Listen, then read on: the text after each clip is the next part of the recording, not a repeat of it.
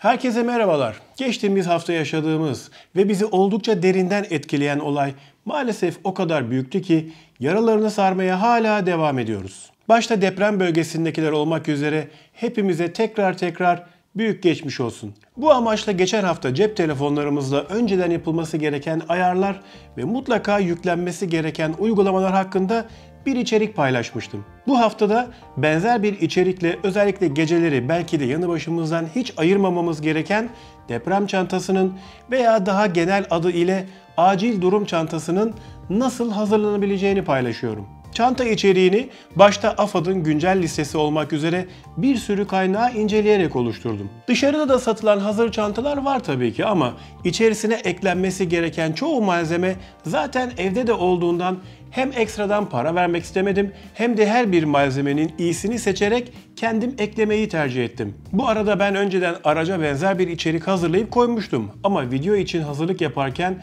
bir sürü önemli malzemeyi unuttuğumu da fark ettim. Bu nedenle videoyu sonuna kadar izlemenizi ve mümkün olan en kısa zamanda benzerini oluşturmanızı kesinlikle tavsiye ederim.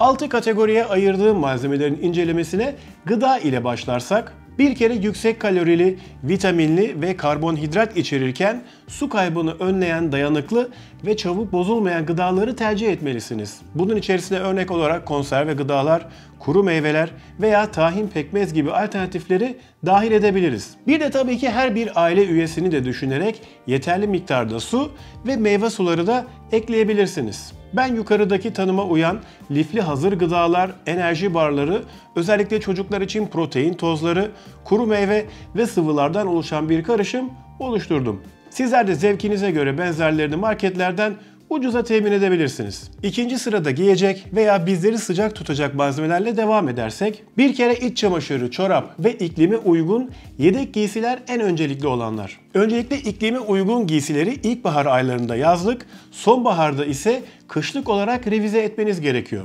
Sonra da eğer imkanınız varsa uyku tulumu, yoksa da en azından tek kişilik polar battaniye ekleyebilirsiniz. Yağmurluk da oldukça az yer kaplayacağı için mutlaka tercih edilmesi gerekenler arasında yer alıyor. Ama özellikle kış ayları için bere, atkı veya eldiven gibi parçaları da eklemeyi unutmayın.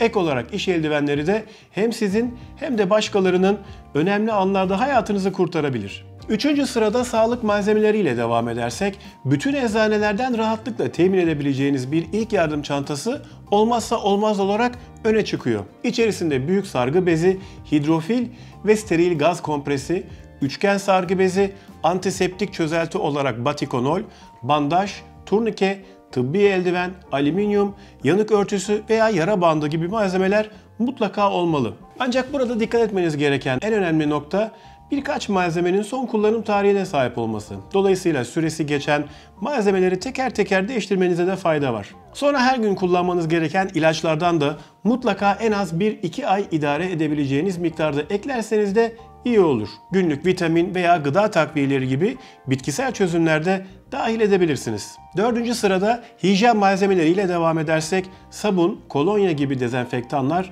diş fırçası, diş macunu, ıslak mendil, peçete, mendil, pamuk, maske, tuvalet kağıdı ve hijyenik pedler yine mutlaka eklenmeli.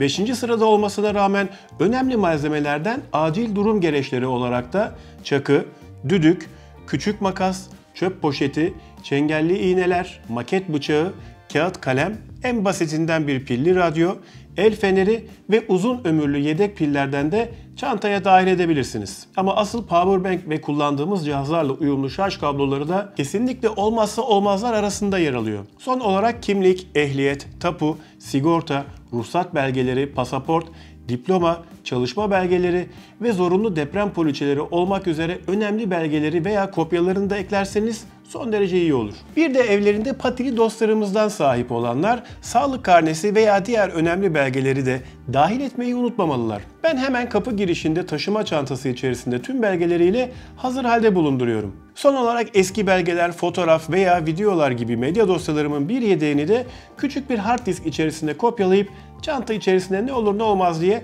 dahil ettim. Evet, birçok kaynaktan topladığım bilgilere göre hazırladığım acil durum çantası malzemeleri bu kadar. Sizlerin aklına gelen eksikliklerim olursa da yorumlara ekleyebilirsiniz. Çantaya hiçbir zaman ihtiyaç duymamanız dileğiyle kendinize çok iyi bakın.